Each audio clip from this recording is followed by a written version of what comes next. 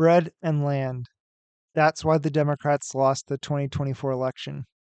People can't afford food and people can't afford housing.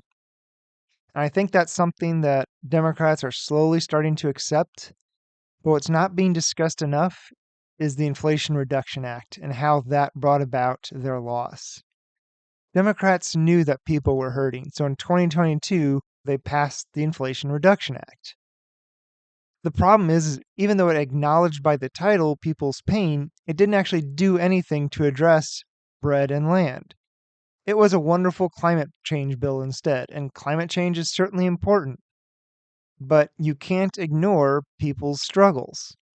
There's so much they could have done with this law. They could have, I don't know, put a house on every spare scrap of land they could find. They could have broken up monopolistic food companies. They could have increased food stamps, all sorts of things like that. But they didn't. And so you have all these people talking about Democrats' failure at messaging, like by not going on Joe Rogan or not effectively communicating their visions and policies. You can't message your way out of a failure to execute when it comes to people's wallets. Every time they buy groceries, they pay rent, they pay their mortgage, they're being reminded about how expensive everything is now.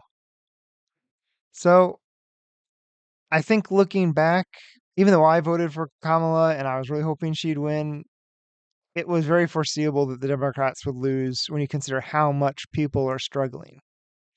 But the interesting thing is, Republicans are soon going to be on the clock with this. Midterm elections are 2 years away.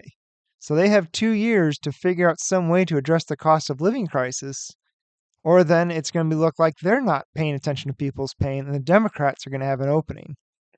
So do you think the Republicans are going to address this cost of living crisis, or are Democrats going to have a chance?